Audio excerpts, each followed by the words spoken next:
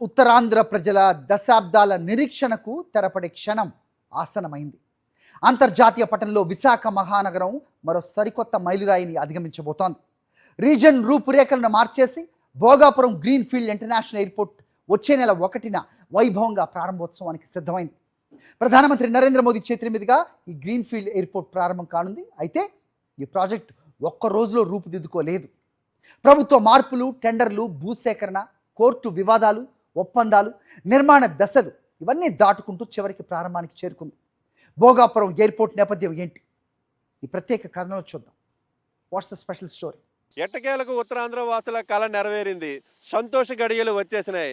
మే 3, 2023 నాటి ముఖ్యమంత్రి వైఎస్ జగన్మోహన్ రెడ్డి ఈ ఎయిర్పోర్ట్ నిర్మాణానికి శంకుస్థాపన చేసిన తర్వాత పనులన్నీ చకచకా జరిగిపోయాయి. ఈ ఏడాది జనవరి 4వ తేదీన వ్యాలిడేషన్ కూడాను ప్రక్రియ పూర్తి చేశారు. తొలి ఎయిర్ ఇండియా విమానం ఇక్కడ ఉన్నటువంటి 3800 మీటర్ల రన్వే పైన విజయవంతంగా ల్యాండ్ అయ్యింది, టేకాఫ్ అయింది. ఈ ప్రక్రియ విజయవంతం కావడంతో ఆగస్టు 1వ తేదీన ప్రధానమంత్రి నరేంద్ర మోడీతో ఈ ఎయిర్పోర్ట్ ప్రారంభోత్సవానికి అధికార యంత్రాంగం అంతా సన్నాహాలు చేస్తోంది. 2014లో రాష్ట్ర విభజన తరువాత ఆంధ్రప్రదేశ్కు కొత్త అంతర్జాతీయ విమానాశ్రయాల అవసరం పెరిగింది. విశాఖపట్నం ఎయిర్పోర్ట్ నౌకాదళం ఆధీనంలో ఉండటంతో భవిష్యత్తు అవసరాలను దృష్టిలో పెట్టుకుని విజయనగరం జిల్లా భోగాపురంలో గ్రీన్ ఫీల్డ్ అంతర్జాతీయ విమానాశ్రయాన్ని నిర్మించాలని అప్పటి టీడీపీ ప్రభుత్వం నిర్ణయించింది.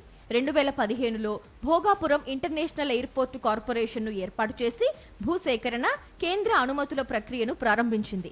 అయితే టీడీపీ ప్రభుత్వం ఎయిర్పోర్టు పేరుతో రియల్ ఎస్టేట్ వ్యాపారం చేయాలని, తొలుత 5000 ఎకరాలు సేకరించాలని ప్రయత్నం చేసింది. కానీ స్థానిక ప్రజలు, రైతుల నుంచి తీవ్ర వ్యతిరేకత వ్యక్తమవడంతో అప్పట్లోనే ఈ ప్రాజెక్టుకు తీవ్ర అడ్డంకులు ఏర్పడ్డాయి. నష్టపరిహారం, పునరావాసం చెల్లింపుల్లో జాతీయ ప్రమాణాలు పాటించకపోవడంతో కొంతమంది రైతులు కోర్టులను ఆశ్రయించారు. దీంతో భూసేకరణ కోర్టుల్లో చిక్కుకుపోయింది. మరోవైపు కేంద్ర అనుమతులు, టెండర్ల ప్రక్రియలో సమస్యలు ఎదురయ్యాయి. 2016, 2017లో కేంద్ర ప్రభుత్వం నుంచి కొన్ని పర్యావరణ అనుమతులు మాత్రమే లభించాయి. అయితే మొదటి టెండర్ ప్రక్రియలో ఎయిర్పోర్ట్స్ అథారిటీ ఆఫ్ ఇండియా అత్యల్ప బిడ్డర్గా నిలిచిన చంద్రబాబు ప్రభుత్వం ప్రైవేటు మోజుతో ప్రాజెక్టు పరిధిని విస్తరించాలని నిర్ణయించడంతో ఆ టెండర్ను రద్దు చేసింది.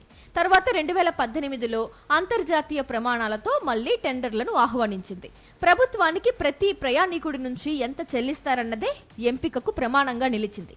అత్యధికంగా 303 రూపాయలు కోట్ చేసిన జిఎంఆర్ సంస్థ టెండర్ దక్కించుకుంది. అయితే ఈ డబ్బులు ఎయిర్పోర్ట్ నిర్వహణలోకి వచ్చిన ఎప్పటి నుంచి చెల్లించాలి అన్నది నిర్ణయం ఖరారు కాలేదు. ఒకవైపు రైతులు కోర్టులను ఆశ్రయించడం, మరోవైపు బిడ్ వేసిన సంస్థలు నిర్ణయం తెలపకపోయినా ఎన్నికల నేపథ్యంలో ఫిబ్రవరి 14, 2019న దిబ్బలపాలెం వద్ద చంద్రబాబు ఎయిర్పోర్టుకు శంకుస్థాపన చేసి మమ అనిపించారు. ఇప్పుడు ఈ దిబ్బలపాలెం వద్ద ఎయిర్పోర్టు నిర్మాణం జరగలేదు. 2019 ఫిబ్రవరి 14న ఏదైతే ఎన్నికల ముందో చంద్రబాబు నాయుడు ఆదరాబాదరాగా ఇక్కడ దిబ్బలపాలెం దగ్గర శిలాఫలకాన్ని ఆవిష్కరించారు. ఆ శిలాఫలకాన్ని ఇక్కడ మనం చూడవచ్చు.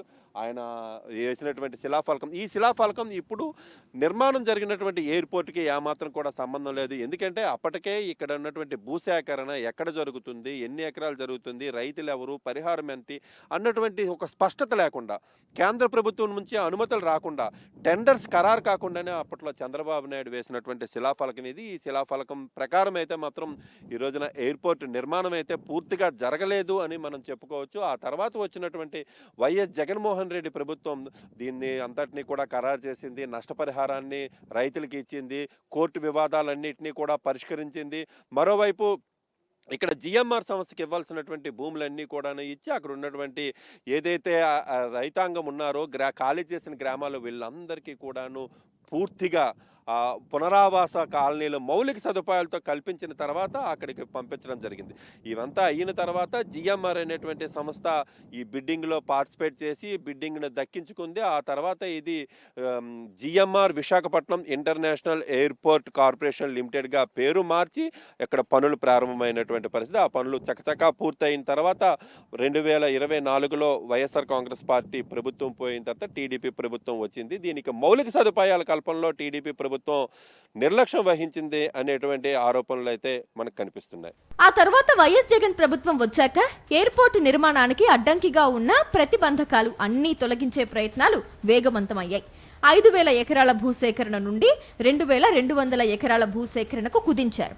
దీంతో కొన్ని సమస్యలు తగ్గిపోయాయి. కోర్టుకు వెళ్లిన మరికొందరి రైతులకు న్యాయమైన పరిహారం అందించి కేసులు ఉపసంహరించుకునేలా చేసి భూసేకరణ అడ్డంకిని తొలగించడంతో పనులు వేగవంతమయ్యాయి. వెంటనే కేంద్ర ప్రభుత్వం పర్యావరణ అనుమతులు, నిర్మాణం DPR కు అనుమతులు తీసుకురాగలిగారు. 2020లో GMR సంస్థతో అధికారిక ఒప్పందం కుదిరింది. అంతా సవ్యంగా ఉందన్న పరిస్థితుల్లో 2023 మే 3 నాటికి నాటి ముఖ్యమంత్రి వైఎస్ జగన్మోహన్ రెడ్డి నిర్మాణ పనులకు శంకుస్థాపన చేసి నిర్మాణాన్ని ప్రారంభించారు. ఆ శంకుస్థాపన ముహూర్త బలంతో నిర్మాణ పనులు ఒక్క రోజు కూడా బ్రేక్ లేకుండా జరిగిపోయాయి.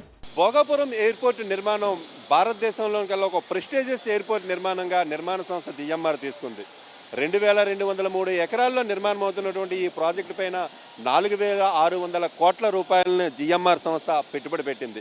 అయితే దీని తాలూకు ఇంటీరియర్ విషయంలో కానీ లేకపోతే దీని తాలూకు ఎక్స్టీరియర్ విషయంలో కానీ చాలా జాగ్రత్తలు తీసుకొని ఈ నిర్మాణ పనులన్నీ కూడా చేపట్టింది. ఎందుకంటే ఇక్కడ ఉన్నటువంటి బే ఆఫ్ బెంగాల్ బంగాళాఖాతం సముద్రం ఒడ్డున నిర్మాణం అవుతున్నటువంటి ఇదంతా కూడాను ఇక్కడ ప్రయాణిస్తున్నటువంటి విమాన ప్రయాణికులకి ఒక రకమైనటువంటి ప్రత్యేకమైనటువంటి ఫీలింగ్ కలగాలని రన్వే 3,800 మీటర్ల మేరకు ఉన్నటువంటి రన్వేలో ల్యాండింగ్ అయినా కూడా టేకాఫ్ అయినా కూడా సముద్రం మీద కాసేపు విమానం ఒక చక్కెర కొట్టి కిందకి దిగడం కానీ ఎగరడం కానీ జరిగితే ఆ అనుభూతి నెక్స్ట్ లెవెల్లో ఉంటుంది. కాబట్టి ఇదంతా కూడా గ్రీన్ ఫీల్డ్ ఎయిర్పోర్ట్ కాబట్టి దీనికి ఒక రకమైనటువంటి విధానాన్ని పాటించారు. ఒక ట్రెడిషన్ని ఒక థీమ్ని పాటించినటువంటి పరిస్థితి.